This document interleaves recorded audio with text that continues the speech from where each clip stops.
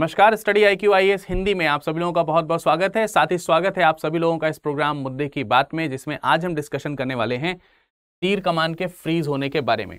अब ये तीर कमान जो है ये चुनाव चिन्ह है शिवसेना का, जैसा कि आप यहाँ देख पा रहे हैं। ये शिवसेना का चुनाव चिन्ह है तीर कमान, और चुनाव आयोग ने यानी इलेक्शन कमीशन ऑफ इंडिया में, जिसे आप ECI भी कहते हैं, इलेक्शन कमीशन ऑफ इंडिया, इसने इस चुनाव चिन्ह को फ्रीज कर दिया है।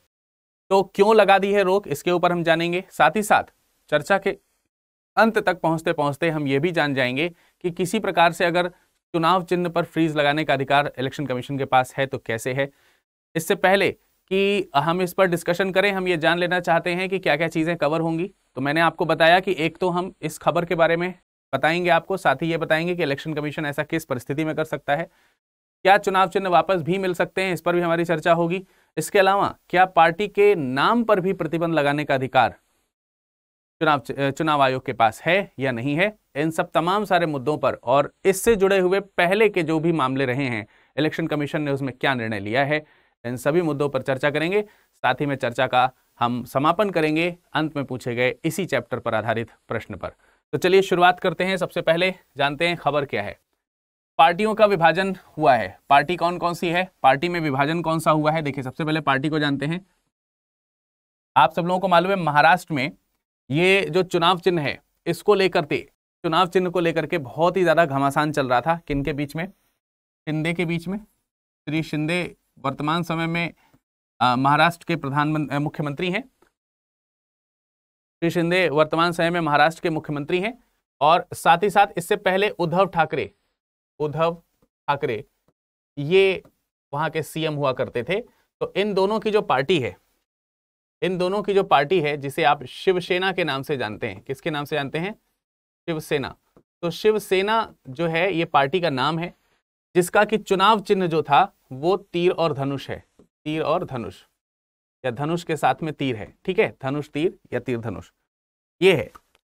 और इस चुनाव चिन्ह को, इस पार्टी के चुनाव चिन्ह तीर धनुष को रोक लगा दिया गया है, या जब इन पार्टियों में विभाजन हुआ है इन दो गुट में, यानी इस शिवसेना में ये जो दो गुट बने हुए हैं, शिंदे गुट और ठाकरे गुट, इसको ध्यान में चलते हुए, इसका विवाद शांत नहीं हो रहा है, इसको ध्यान में चलते हुए चुनाव आयोग ने प्रतीक आदेश 1968 के पैरा 15 का प्रयोग करते हुए इन दोनों को इसके प्रयोग पर रोक लगा दी है। यानी कि ना ही शिंदे ग्रुप और ना ही ठाकरे ग्रुप इस चुनाव चिन्ह का प्रयोग कर सकते हैं। अब ऐसा क्यों किया गया है? क्योंकि हाल ही में उपचुनाव होने हैं, और इस उपचुनाव में प्रचार को लेकर के या फिर इस सिंबल को लेकर के किसी एक पक्ष को, जब तक कि चुनाव आयोग फैसला ना कर दे, किसी एक पक्ष को इसका फायदा नहीं होना चाहिए। इस चीज को लेकर के शिंदे गुट ने, यानी कि जो शिंदे गुट है जो कि वर्तमान समय में चीफ मिनिस्टर हैं, उन्होंने चुनाव आयोग के पास में याचिका दायर की थी, जिसका अभी पूरे तरीके से हल नहीं निकला है। ठीक है, तो ये है हमारा मुद्दा। अब इसमें अगर हम देखें तो इलेक्शन कमीशन जो है उसने धनुष और तीर को सील कर दिया है। याचिकाकर्ता जो थे वो कौन थे? मैंने आपको बताया कि शिंदे थे, और जो इसमें प्रतिवादी हैं, यानी जिनके खिलाफ याचिका दायर की गई है, वो हैं आपके ठाकरे जी, उद्धव ठाकरे। ठीक है, तो ये तो वादी प्रतिवादी की बात हो गई। अब इस मामले पे ये वाला जो अधिकार है, प्रतीक आदेश 1968 का पैरा 15, इसका प्रयोग करते हुए इलेक्शन कमीशन ने क्या क्या कहा है। नंबर 1, शिवसेना नाम का प्रयोग नहीं होगा। ठीक है, यानी चुनाव आयोग ने जो पार्टी का नाम है, पार्टी का नाम, उसका प्रयोग ना करने का आदेश जारी किया है। साथ ही साथ दूसरा पॉइंट कहा है कि इसका भी प्रयोग नहीं होगा, यानी कि चुनाव चिन्ह जो है, चुनाव चिन्ह, इसका भी प्रयोग नहीं किया जाएगा। साथ ही साथ यह भी कहा गया है कि जो अगले आम चुनाव होने हैं या अगला जो चुनाव होना है उसमें पार्टी का नाम और चुनाव चिन्ह तो रखना ही होगा, लेकिन किस नाम और किस चुनाव चिन्ह के साथ आप लड़ेंगे, वो जो फ्री नाम होते हैं बकेट में। देखिए, जब कभी भी इस तरीके का मसला आता है तो चुनाव आयोग इन दोनों, मतलब जो भी दोनों गुट होते हैं और जिस नाम को लेकर के वो झगड़ा कर रहे होते हैं, उसको वहां पर रोक करके, वहां पर समाप्त करके किसी नए नाम को जो कि फ्री में बट रहे होते हैं, या फिर यूं कह सकते हैं कि इनके पास बहुत सारे नामों का एक बंडल होता है, उसमें से नाम और चुनाव चिन्ह जो रिस्पेक्टिव चुनाव चिन्ह है उसको शामिल करने की बात करी जाती है।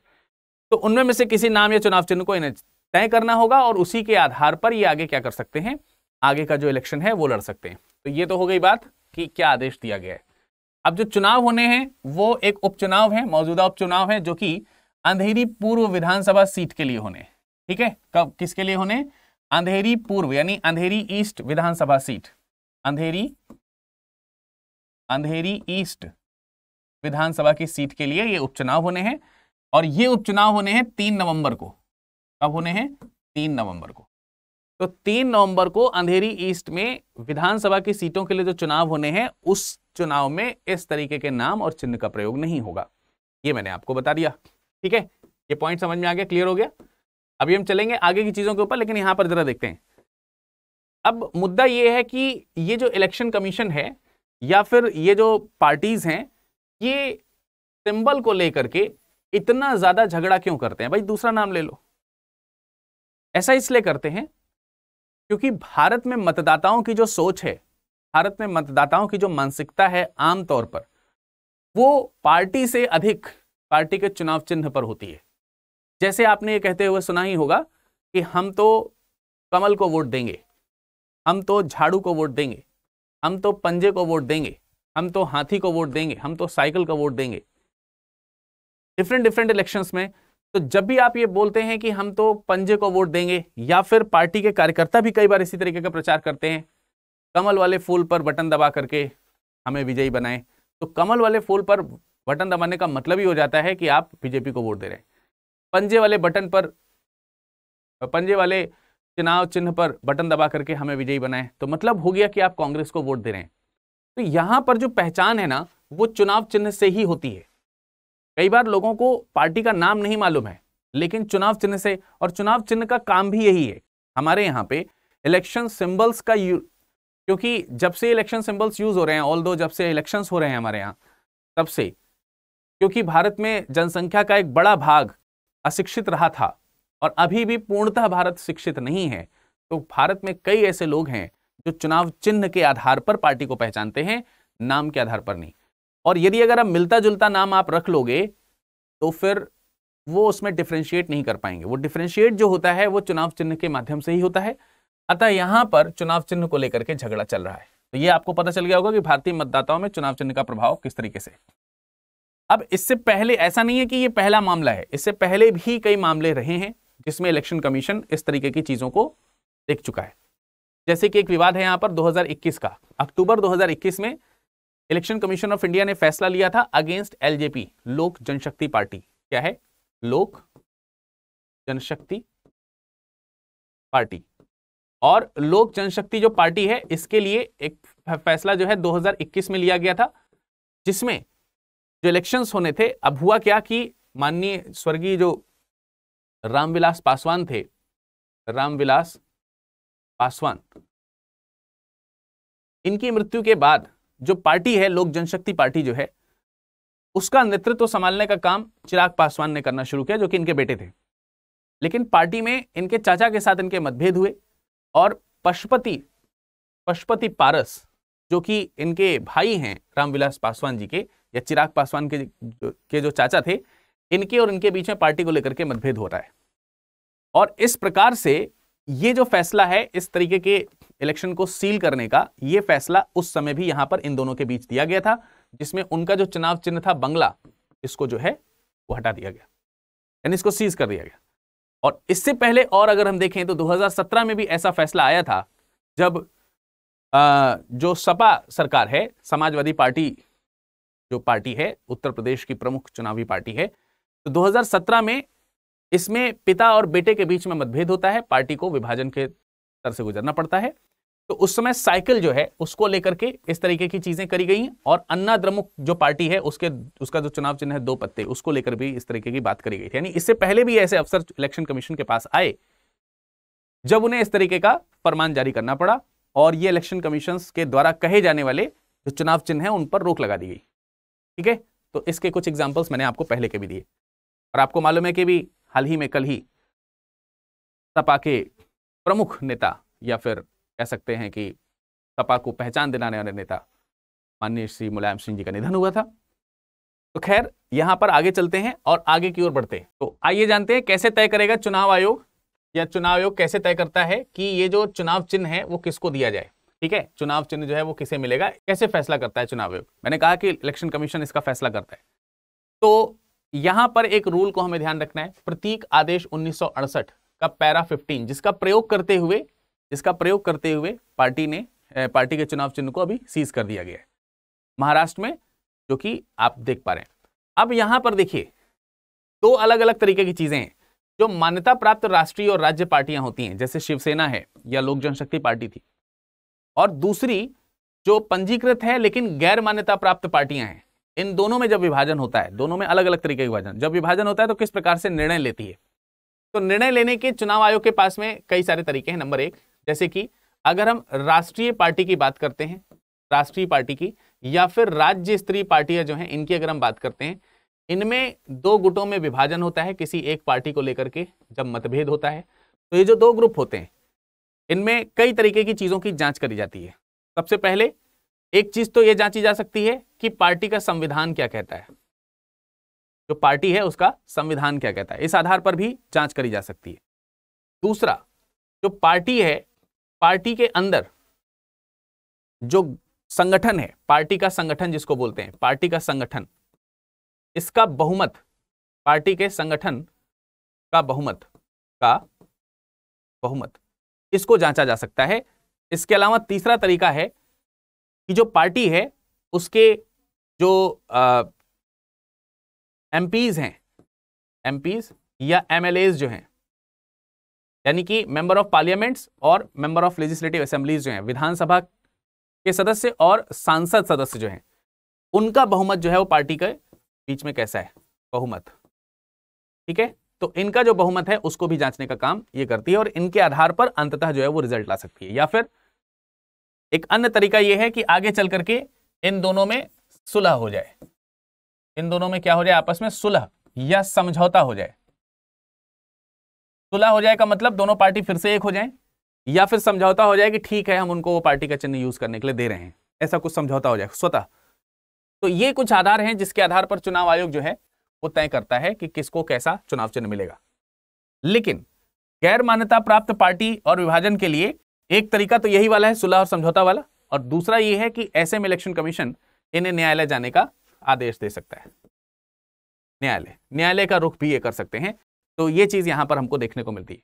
तो सिंपली इस केस में हमको ये वाली चीजें यूज होती हुई दिखाई दे सकती हैं आगे के तौर पर, लेकिन अभी क्योंकि इनमें में से किसी प्रकार का निर्णय निकल करके नहीं आया है, तो इस पैरा 15 का यूज करते हुए चुनाव आयोग ने प्रतीक चिन्ह के प्रयोग पर रोक लगा दी है। तो यहां पर आपको ये पॉइंट क्लियर हो गए होंगे शायद। अब हम आगे चलते हैं कि अब यहां पर आप देख रहे हैं कि इसका नाम क्या है, प्रतीक आदेश 1968, यानी ये आदेश इफेक्टिव है 1968 से। 1968 से पहले कैसे होता था, क्या उसके मामले कुछ हैं, और अगर हैं तो उसके कैसे रिजल्ट्स निकलते थे। जैसे कि लिखा हुआ है 1968 से पहले के मामले क्या होते थे या किस तरीके से उसमें निर्णय लिया जाता था, अगर उसकी बात करते हैं तो चुनाव नियम 1961, ये चुनाव नियम इफेक्टिव होता था 1968 से पहले। 1961 से पहले, 1968 से पहले जो नियम एप्लीकेबल होता था वो होता था इलेक्शन प्रोसीजर 1961, यानी चुनाव नियम 1961। और ये जो है इसके संचालन के तहत अधिसूचना और कार्यकारी आदेश जारी किए जाते थे और उसी आदेश के माध्यम से जो मामले हैं उनको हल किया जाता था। जैसे आपने चुनाव प्रतीक चिन्ह 1968 का मामला देखा, उसी तरीके से ये था। तो 1961 के इस नियम का प्रयोग करते हुए क्या कोई मामले का उदाहरण है, तो एक उदाहरण हमको देखने को मिलता है 1964 में, जब सीपीआई का विभाजन हुआ, कम्युनिस्ट पार्टी ऑफ इंडिया, भारतीय कम्युनिस्ट पार्टी का जो विभाजन होता है, तो इसमें एक गुट है जो कि सीपीआई-एम के रूप में, मार्क्सवादी सीपीआई-एम के रूप में एक अलग समूह बन रहा है। और इस सीपीआई-एम ने आंध्र प्रदेश, केरल और वेस्ट बंगाल, आंध्र प्रदेश, केरल और वेस्ट बंगाल के जो मेंबर्स थे, सांसद थे, मेंबर्स ऑफ पार्लियामेंट और मेंबर्स ऑफ लेजिस्लेटिव असेंबलीज, जो कि मैंने अभी थोड़ी देर पहले आपको कहा, उन दोनों का बहुमत जो है 3 स्टेट से ज्यादा जो है उन्होंने रिप्रेजेंट कर दिया। और कितना रिप्रेजेंट कर दिया, एक सूची, एक लिस्ट जारी करी इलेक्शन कमीशन के समक्ष, जिसमें ये दिखाया गया कि इन 3 राज्यों में 4% से अधिक वोट जो है वो उनके पास हैं। तो एक नियम है कि 3 राज्यों में 4% से अधिक आपने वोट प्राप्त किया है तो आपकी जो पार्टी है उसको जो है रिकॉग्नाइज किया सकता है, और साथ ही साथ इस तरीके से यहां पे इनकी पार्टी को रिकॉग्निशन मिलता है और सीपीआई मार्क्सवादी को मान्यता दे दी जाती है। तो सीपीआई से अलग होकर के सीपीआई एम जो है वो एक पार्टी बन जाती है। ये इसमें जिस अधिकार का प्रयोग किया गया था वो आप देख सकते हैं यहां पर, वो है चुनाव नियम 1961। ठीक है, चुनाव नियम 1961 का प्रयोग हुआ है। ये 1964 का मामला है जो कि 1968 से पहले का है, यानी कि उस समय चुनाव प्रतीक अधिनियम 1968 नहीं आया है, उससे पहले इस तरीके से सॉल्व हुआ है। अब आपके मन में विचार जरूर हो रहा होगा कि इससे पहले के जो मामले रहे होंगे तो उसमें किस तरीके से इलेक्शन कमीशन जो है वो निर्णय लेता था या निर्णय लिया होगा। एक मामला यहां पर और देखने को मिल रहा है, उस पर भी जरा हम गौर फरमा लेते हैं। 1968 के आदेश के तहत अगर कोई मामला रहा हो तो उसका किस तरीके से निपटारा हुआ है। 3 मई 1969 ये वो डेट है जिस दिन डॉक्टर जाकिर हुसैन की डेथ हुई, और इनकी मृत्यु के बाद जो कांग्रेस है उसमें मतभेद हुआ। इंदिरा गांधी गुट के साथ साथ जो सिंडिकेट गुट है उस गुट में मतभेद हुआ। राष्ट्रपति पद पर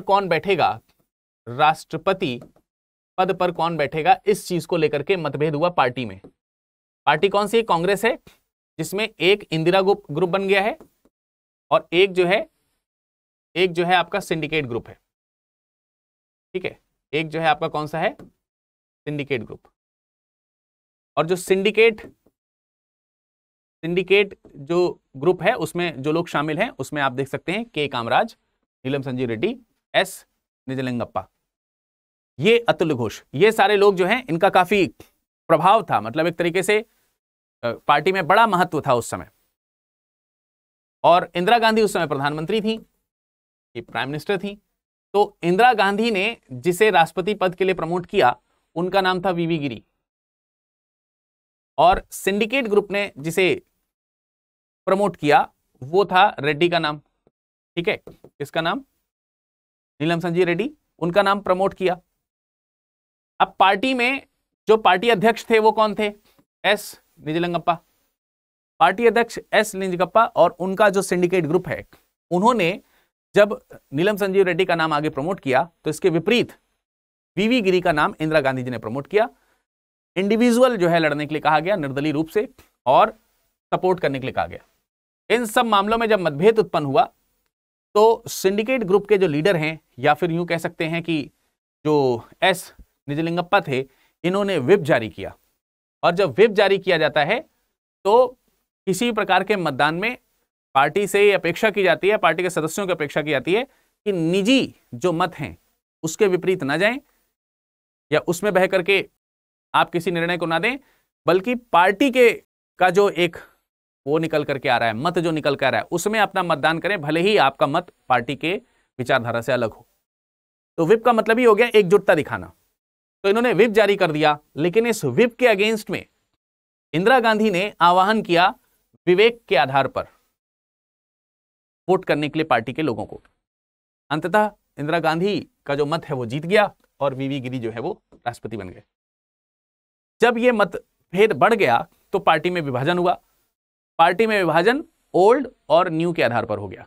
तो पुरानी कांग्रेस जो थी, कांग्रेस ओ, वो निजलिंगप्पा के दल की हो गई, और जो नई कांग्रेस बनी, कांग्रेस जे, ठीक है, ये नई कांग्रेस बनी, ये इंदिरा गांधी के द्वारा लीड करी जाने लगी।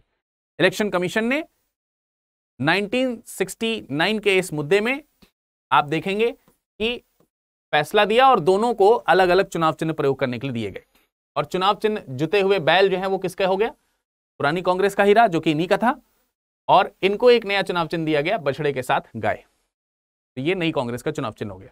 ठीक है, तो वर्तमान में जो कांग्रेस है उसके पुराने चुनाव चिन्ह भी आपको इस तरीके से यहां पर याद हो जाते हैं। तो एक मामला आपको यहां पर देखने को मिल रहा है।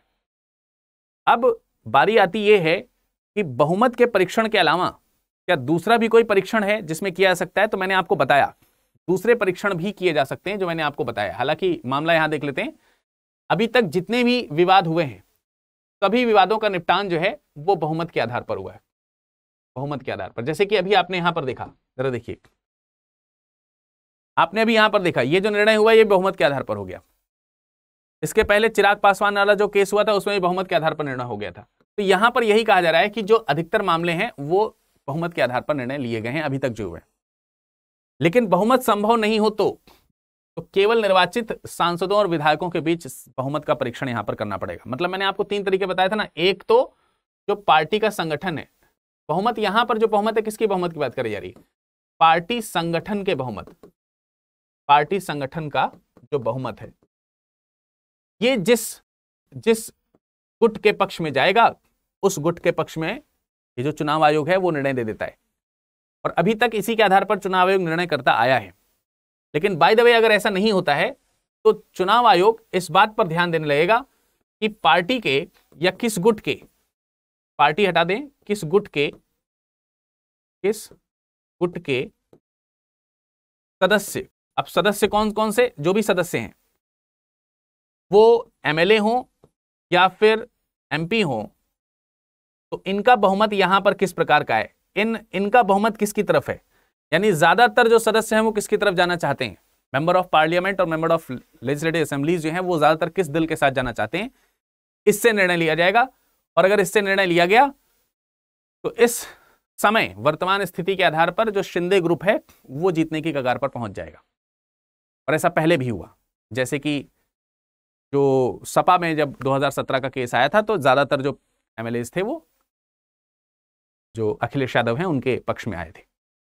ठीक है, अब इसी तरीके से एक मामला यहां पर देखने को मिल रहा है एमजी रामचंद्रन की मृत्यु के बाद 1887 में अन्ना द्रमुक में विभाजन के मामले में एमजी, अब एक यहां पर एक स्पेशल मामला देखने को मिल रहा है जिसमें मैंने कहा कि पार्टी का संगठन और अगर वो नहीं होता है तो सदस्यों का जो बहुमत है वो, इनका बहुमत के आधार पर निर्णय लिया जाएगा और नहीं तो फिर इनके बहुमत के आधार पर निर्णय लिया जाएगा। लेकिन एक केस यहां पर 1987 का है जिसमें इलेक्शन कमीशन का सरदर्द हो गया।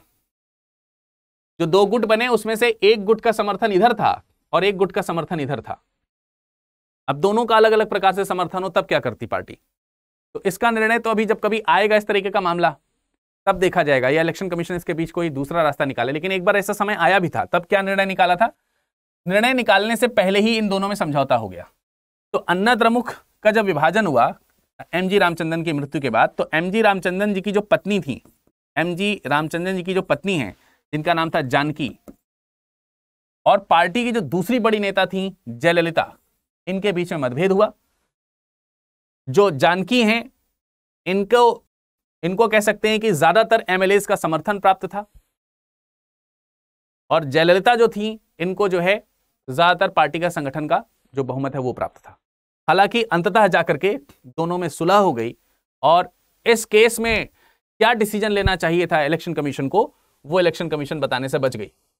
लेकिन ऐसे निर्णय भी आ सकते हैं, ऐसी स्थितियां भी आ सकती हैं। अब इतना पढ़ने के बाद हमारा व्यूअर से एक सवाल है, और सवाल यह है कि उस समूह का क्या होगा जिसे मूल पार्टी का चिन्ह नहीं मिलता। हालांकि मैंने 3 तरीके आपको बताए हैं। पहला तरीका है कि जो संगठन है, संगठन का बहुमत किस पक्ष में है, किस गुट या पक्ष में है, इसके आधार पर चुनाव आयोग निर्णय करता है। ना हो पाने की स्थिति में दूसरा एक स्थिति है कि किस पक्ष का या किस गुट का, किस पक्ष या किस गुट के एमएलए और एमपीज को बहुमत प्राप्त है, इसके आधार पर निर्णय होता है। और तीसरा निर्णय होता है कि जो पार्टी है, पार्टी का जो संविधान है वो क्या कहता है, पार्टी का संविधान। इसके अलावा चुनाव आयोग स्वयं का निर्णय लेने के लिए भी मुक्त है। तो इन सब चीजों को ध्यान में रखते हुए अपने कमेंट सेक्शन में सभी व्यूअर्स यहां पर जरूर बताइएगा कि मूल पार्टी का चुनाव चिन्ह जिस गुट को नहीं मिलता है उस गुट का क्या होगा। इसके अलावा आप एक एमसीक्यू का भी उत्तर दीजिएगा जो कि हमने इसी सेशन के आधार पर आपके समक्ष रखा है। पहला है, चुनाव आयोग के बारे में निम्नलिखित में से कौन सा कथन सही है। प्रारंभ में चुनाव आयोग में मुख्य चुनाव आयुक्त और 4 चुनाव आयुक्त शामिल थे। इलेक्शन कमीशन के बारे में क्वेश्चन पूछा गया, क्या यह स्टेटमेंट सही है। चुनाव आयोग के पास संसद और राज्य विधानसभा के सभी चुनावों और राष्ट्रपति और उपाध्यक्ष के कार्यालयों के चुनावों के अधीक्षण, निर्देशन और संचालन की शक्ति होती है। आम चुनाव या राज्य विधायिका में चुनाव आयोग की सहायता के लिए चुनाव आयोग से परामर्श से राष्ट्रपति द्वारा क्षेत्रीय आयुक्तों की नियुक्ति भी की जा सकती है। तो आपको बताना है इन कथनों में से कौन सा कथन सत्य है इलेक्शन कमीशन ऑफ इंडिया के रिस्पेक्ट में। फाइनली इलेक्शंस जो हो रहे हैं, जो अंधेरी ईस्ट के इलेक्शंस होने हैं, उनमें अभी कोई भी जो पार्टी है, जो दल है या जो दो पक्ष हैं, उन पक्षों में से किसी को भी इस चुनाव चिन्ह को प्रयोग करने की इजाजत नहीं दी जाएगी। तब तक नहीं दी जाएगी जब तक चुनाव आयोग किसी निर्णय पर ना आ जाए, और फिलहाल जब तक इसके इलेक्शंस खत्म ना हो जाए। आगे क्या निर्णय निकलेगा उस पर भी जब कोई खबर आएगी तो हम आपको जरूर बताएंगे। इस लेक्चर का पीडीएफ पाने के लिए आप इस टेलीग्राम ग्रुप पर जुड़ सकते हैं, और अन्य जानकारी के लिए आप हमें फेसबुक और इंस्टाग्राम पर भी संपर्क कर सकते हैं। फिलहाल आज के लेक्चर में इतना ही। मुलाकात करेंगे अगले सत्र में, तब तक के लिए नमस्कार, धन्यवाद।